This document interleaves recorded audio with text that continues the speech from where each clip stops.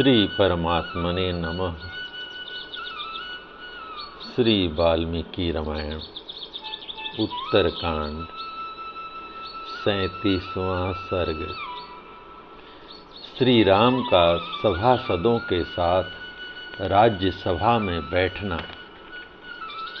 कुकस्य कुलभूषण आत्मज्ञानी श्री रामचंद्र जी का धर्मपूर्वक राज्याभिषेक हो जाने पर पूर्ववासियों का हर्ष बढ़ाने वाली उनकी पहली रात्रि व्यतीत हुई।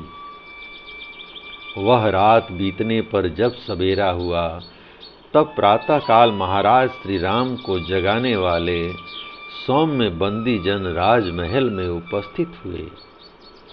उनके कंठ बड़े मधुर थे। वे संगीत की कला में किन्नरों के समान सुशिक्षित थे।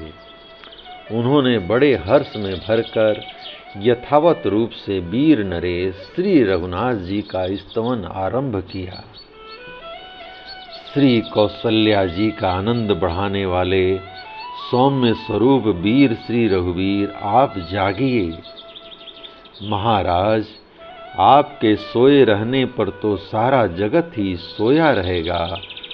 ब्रह्म मुहूर्त में उठकर धर्मानुष्ठान में नहीं लग सकेगा।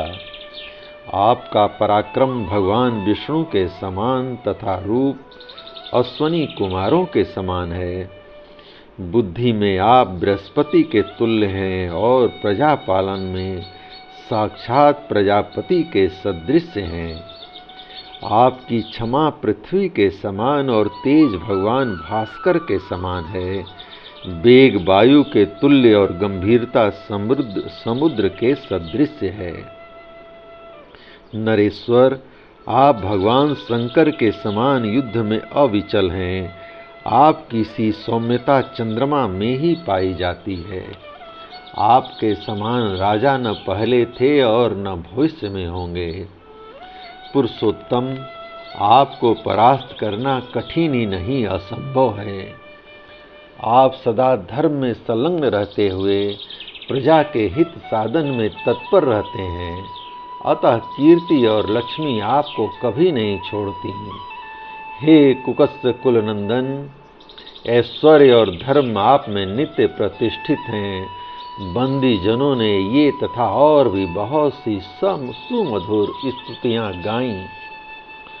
सूत भी दिव्य स्तुतियों द्वारा श्री रघुनाथ जी को जगाते रहे। इस प्रकार सुनाई जाती हुई स्तुतियों के द्वारा भगवान श्री राम जागे। जैसे पापहारी भगवान नारायण सर्पशैया से उठते हैं, उसी प्रकार वे भी श्वेत बिछौनों से ढकी हुई शैया को छोड़कर उठ बैठे। महाराज के शैया से उठते ही सहस्त्रों सेवक विनयपूर्वक हाथ जोड़ उज्जवल पात्रों में जल लिए उनकी सेवा में उपस्थित हुए। स्नान आदि करके शुद्ध हो उन्होंने समय पर अग्नि में आहुति दी और शीघ्र ही इक्ष्वाकु वंशियों द्वारा सेवित पवित्र देव मंदिरों में वे पधारे। वहां देवताओं, पितरों और ब्राह्मणों का विधिवत पूजन करके वे अनेक कर्मचारियों के साथ बाहर की ड्योढ़ी में आए। इसी समय प्रज्वलित अग्नि के समान तेजस्वी वशिष्ठ आदि सभी महात्मा, मंत्री और पुरोहित वहां उपस्थित हुए। तत्पश्चात अनेकानेक जनपदों के स्वामी महामनस्वी क्षत्रिय श्री रामचंद्र जी के पास उसी तरह आकर बैठ गए जैसे इंद्र के समीप अन्य देवता आकर बैठते हैं। महायशस्वी भरत, लक्ष्मण और शत्रुघ्न, ये तीनों भाई बड़े हर्ष के साथ उसी तरह भगवान श्री राम की सेवा में उपस्थित रहते थे जैसे तीनों वेद यज्ञ की।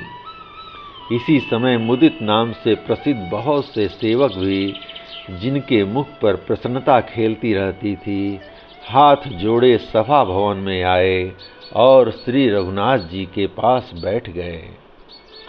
फिर महापराक्रमी, महातेजस्वी तथा इच्छानुसार रूप धारण करने वाले सुग्रीव आदि 20 बानर भगवान श्री राम के पास आकर बैठे।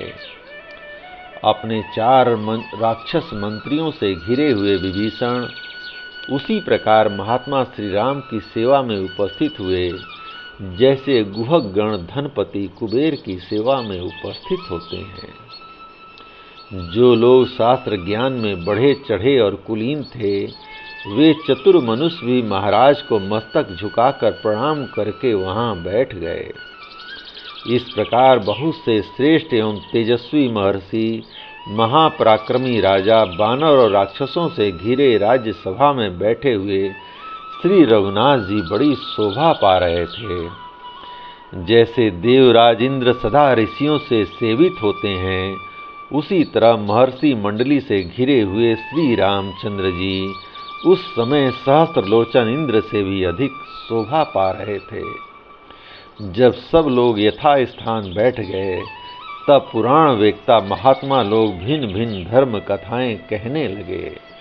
जय राम जी की। इस प्रकार श्री वाल्मीकि निर्मित आर्ष रामायण आदि काव्य के उत्तरकांड का 37वां सर्ग प्रभु श्री राम की कृपा से पूर्ण हुआ। जय राम जी की।